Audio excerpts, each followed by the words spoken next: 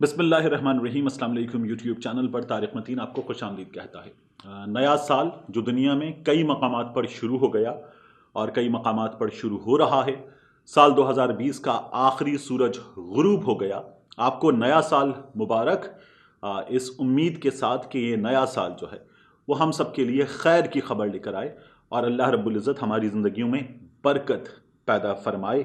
पाकिस्तान के लिए ये साल हर लिहाज से बेहतरी का साल हो और पाकिस्तान के दुश्मनों को खाक नसीब हो। आमीन। ये जो नया साल है इसमें पीडीएम का सूरज जो है वो इसके सूरज के गुरूब होने के साथ मुकम्मल तौर पर गुरूब हो गया है और ये गुरूब होने की खबर जो है ये हमें मिली है आसिफ अली जरदारी और मियां नवाज शरीफ के दरमियान टेलीफोनिक राबता। 2020 का आखिरी टेलीफोनिक राबता मियां नवाज शरीफ साहब और आसिफ अली जरदारी साहब के दरमियान। और इस टेलीफोनिक राबते में, इस राबते में जो गुफ्तगू हुई है उसके नतीजे में जरदारी साहब ने मुस्लिम लीग नून के मियां नवाज शरीफ साहब के हाथ पांव बांधकर बेबस करके उन्हें एक मीठी छुरी से ज़िबा कर दिया है और बता दिया है कि हुजूर 2 महीने दे दीजिए। 2 महीने अगर आप दे देंगे तो इन 2 महीनों में पाकिस्तान तहरीक इंसाफ की इमरान खान की हुकूमत गिर जाएगी, ये हुकूमत चली जाएगी, इस हुकूमत का खात्मा हो जाएगा, बस 2 महीने दे दीजिए। मियां साहब से 2 महीने आसिफ अली जरदारी साहब ने मांगे हैं और हुआ यह है, जरा ये बता रहे हैं इस टेलीफोनिक राब्ते के हवाले से कि आसिफ अली जरदारी साहब ने कहा है कि देखिए इमरान खान साहब के जो इत्तेहादी हैं उन इत्तेहादियों में एमक्यूएम है, एमक्यूएम नाराज है। हम भी एमक्यूएम से जाकर मिलकर आए हैं और आपको बता दें कि एमक्यूएम बड़ी पक्की नाराज है। जो मर्दमशुमारी के मसाइल हैं, एमक्यूएम को अपने वोटर्स को देखना है तो मर्दमशुमारी के जो मसाइल हैं और जो कराची की आबादी कम गिनी गई है उस पर एमक्यूएम नाराज है और एमक्यूएम बाहर आ सकती है। तो एमक्यूएम के वोट्स देखें और एमक्यूएम की जो 7 सीटें हैं ये इमरान खान के लिए उस मैजिकल नंबर में सबसे बड़ा सहारा हैं। ये 7 वोट निकल गए तो इमरान खान की कुर्सी जो है उसका एक पाया हिल गया, निकल गया और इमरान खान की हुकूमत गिर जाएगी। फिर इसके साथ साथ आसिफ अली जरदारी साहब ने कहा है कि जो जीडीए है, ग्रैंड डेमोक्रेटिक अलायंस, जिसको पीर साहब पगारा चला रहे, इस जीडीए में भी बहुत बड़ी दरार पैदा हो गई है। ये हुकूमत से अलग हो जाएगी और जीडीए के अलग होने की और करीब आने की निशानी यह है कि वो मियां शहबाज शरीफ साहब से मिलकर गए, तो आपको भी पता है। तो यहां से भी राब्ते हो रहे हैं और इमरान खान के बड़ों ने साथ छोड़ दिया है। इसलिए अब आप 2 महीने दे दीजिए। 2 महीने में ये हुकूमत इमरान खान की जो है ये अपने आप गिर जाएगी, हमें कुछ खास मेहनत नहीं करनी पड़ेगी। जब ये निकल जाएंगे इत्तेहादी, इमरान खान के पास से जो अददी अक्सरियत है बराए नाम वो ख़त्म हो जाएगी, तो फिर हम एक अदम एतमाद की तहरीक पेश करेंगे और उस अदम एतमाद की तहरीक के साथ ये हुकूमत हम गिरा देंगे और फिर मामला आगे बढ़ेगा। इमरान खान से इक़्तिदार छीन लिया जाएगा। 2 महीने दे दीजिए। अब खबर यह आ रही कि मियां नवाज शरीफ साहब इस 2 महीने पर मान गए हैं और अगले 48 घंटों में मुमकिन तौर पर यह बात आपके सामने होगी कि मुस्लिम लीग नून, जिसके बारे में अभी जराए से यह खबर आ रही है कि वो सेनेट इंतखाबात में हिस्सा लेगी, आपके पास मुसद्दिका खबर होगी। अगले 48 घंटे में आपके पास मुसद्दिका खबर होगी कि मुस्लिम लीग नून सेनेट इंतखाबात में हिस्सा लेने जा रही है। तो ये मियां नवाज शरीफ साहब जो हैं वो मान गए। माने क्यों हैं, ये बड़ी अहम बात है। आसिफ अली जरदारी साहब जो हैं उनके पास सिंध की हुकूमत है, यानी मुस्लिम लीग नून के लोग इस्तीफा दे दें। फजलुर रहमान साहब के जो लोग हैं उनमें जो एमएमए के लोग हैं, अगर आप जाके पार्टी पोजीशन चेक करें तो ये लोग निकल जाएं, 13-14 लोग, और फिर मुस्लिम लीग नून के लोग निकल जाएं, तो इन लोगों के निकलने से इनका ये ख्याल है कि हुकूमत जो है वो बहुत मुश्किल में आ जाएगी और गिर जाएगी। लेकिन बहरानी कैफियत पैदा नहीं होगी। बहरानी कैफियत कब पैदा होगी, जब आसिफ अली जरदारी साहब की जमात सिर्फ कौमी असम्बली से ना निकले बल्कि कौमी असम्बली से निकलने के साथ साथ आसिफ अली जरदारी साहब की जमात सिंध की हुकूमत जो है वो खत्म कर दे। जब हुकूमत सिंध खत्म हो जाएगी तो एक सूबे की हुकूमत खत्म हो जाएगी। उस वक्त एक बहरानी कैफियत पैदा होगी और उस बहरानी कैफियत में हुकूमत का चलना, वफाकी हुकूमत का चलना तकरीबन नामुमकिन हो जाएगा। गो के माहिरीन कहते हैं कि तब भी इमरान खान साहब के लिए ज़िमनी इंतखाबात का ऑप्शन मौजूद है। कानूनी कैफियत यही है, लेकिन जो एक्सपर्ट्स हैं, पॉलिटिकल पंडित जो हैं, वो ये कहते हैं कि फिर हुकूमत का चलना बहुत मुश्किल हो जाएगा। लेकिन जरदारी साहब जो हैं वो अपनी हुकूमत की कुर्बानी देने पर तैयार नहीं हैं और जिस चीज़ पर वो तैयार नहीं हैं उस चीज पर उन्होंने मियां नवाज शरीफ साहब को भी आमादा कर लिया। मियां साहब के पास ऑप्शन ही नहीं बचा था। जो सबसे तगड़ी पार्टी है वो सबसे तगड़ी पार्टी साथ नहीं आ रही, तो फिर अब मियां साहब जो हैं वो हम नहीं खेलेंगे वरना खेल बिगाड़ेंगे करने की पोजीशन में नहीं है। तो मियां साहब की जब ये पोजीशन खत्म हो गई है तो फिर उन्होंने जरदारी साहब की बात मान ली है। अभी आपको जराए के साथ पता चल रहा है, लेकिन ये मुसद्दिका 48 घंटे में आपके सामने आ जाएगा।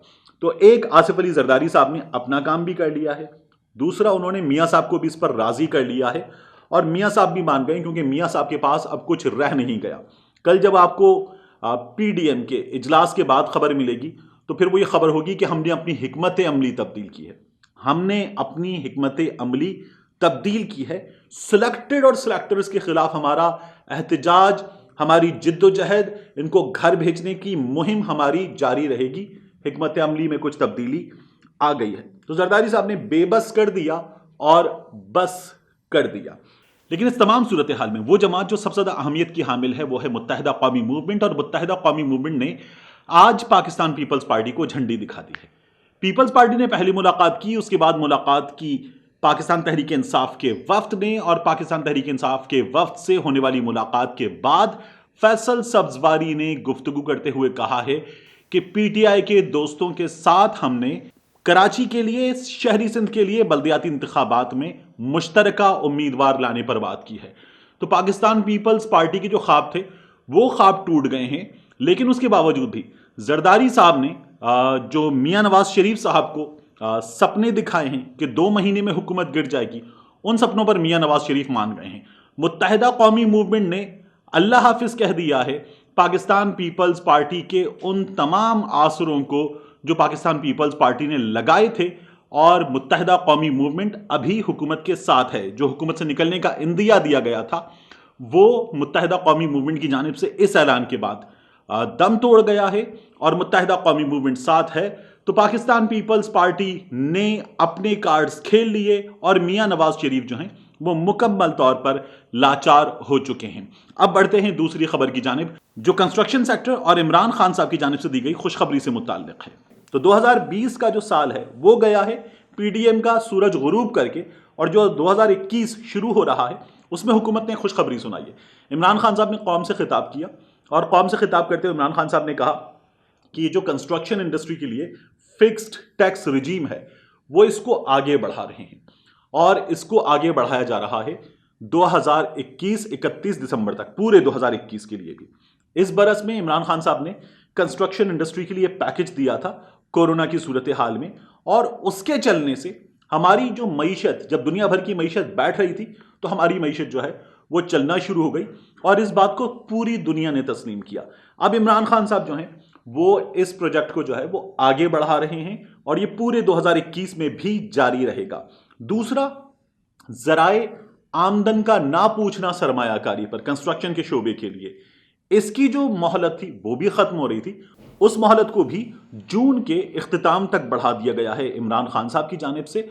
और ये मोहलत जो है अब कंस्ट्रक्शन के सेक्टर में नई सरमायाकारी जो है उसके मौके पैदा करेगी। इमरान खान साहब की इस एफर्ट से हुआ क्या था? कंस्ट्रक्शन के शोबे को जो इमरान खान साहब ने पेशकश की थी उसके नतीजे में देखिए 186 अरब रुपए के मंसूबे एफबीआर के पास रजिस्टर्ड हैं। एक चीज ये इमरान खान साहब ने अपने खिताब में भी बताया, सिर्फ पंजाब में 163 अरब रुपए के मंसूबे जो हैं उनका आगाज हो गया है, उन पर काम जारी है।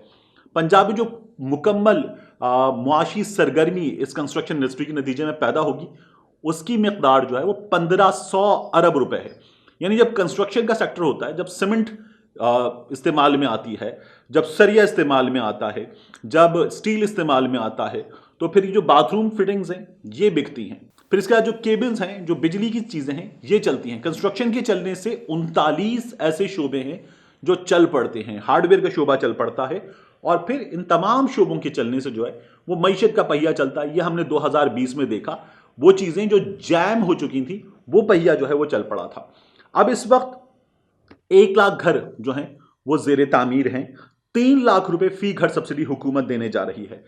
सिर्फ 2020 में अगर आप इनमें जब कंस्ट्रक्शन के लिए पैकेज की अनाउंसमेंट की गई थी उसके बाद के नंबर देखें तो सीमेंट के सेक्टर की जो फरोख्त है उसकी जो तरक्की ग्रोथ है उसमें 17% का इजाफा देखा गया उसकी ग्रोथ में। आबाद association of builders and developers, आबाद जो है वो 1300 अरब रुपए की सरमायाकारी कर रही है। कंस्ट्रक्शन के शोबे में मुख्तलिफ प्रोजेक्ट्स पर काम हो रहा है। 1 लाख घर आबाद की जानिब से बनाए जा रहे हैं। तो ये वो सूरत हाल है जिसमें मईशत का पहिया 2021 में भी कंस्ट्रक्शन के शोबे में चलता हुआ नजर आ रहा है। आप देखिए कि घरों के लिए जो कर्जा है वो हमारे यहां कायबोर प्लस 4% पर आमतौर पर मिलता है। इस रेट के हिसाब से अगर आप इसका जायजा लें तो आपको नजर यह आता है कि कोई 12% से 14% तक महंगा कर्जा मिलता है। लेकिन अब 5 मरले के घर पर बैंकों की जानिब से इस पैकेज के बाद 5% पर, 7 मरले के घर पर 7% पर कर्जा मिल रहा है। आप 1 लाख रुपए अगर कर्जा लेते हैं, 5 साल बाद वापस करते हैं तो आप तकरीबन दुगनी अमाउंट वापस करेंगे। लेकिन ये जो 5% है, इसके साथ जब आप कर्जा लेंगे तो आप 5 साल बाद 1 लाख पर जब वापस करेंगे तो तमाम प्रोसेसिंग फी और दीगर चार्जेस डालने के बाद भी आप 1 लाख पर 1,27,000 30,000 के करीब रकम 5 साल बाद वापस कर रहे होंगे, जो बहुत बड़ा बेनिफिट है। ये बेनिफिट इमरान खान साहब की हुकूमत के इस पैकेज की वजह से मिला है, जिससे घर बनेंगे, इंडस्ट्री चलेगी और इसका फायदा होगा। महंगाई जो है उसके नंबर्स में कुछ कमी आई है और ये कमी जो है मजीद आनी चाहिए, मगर अभी ये कमी जो है खातिर खा नहीं है। बाकी चीजें जो हैं वो इमरान खान साहब की हुकूमत ने बड़ी हद तक काबू कर ली हैं, मगर एक आम आदमी का एतमाद 3 चीजों से पैदा होगा, जिनमें यूटिलिटी बिल्स उसके काबू में आए, महंगाई के नंबर्स उसके काबू में आए और बेरोजगारी से एक आम आदमी की जान छूटे। फिर यह हुकूमत जो है वो एक आम आदमी को मुतमईन कर पाएगी। मिलते हैं आपसे अगले व्लॉग में।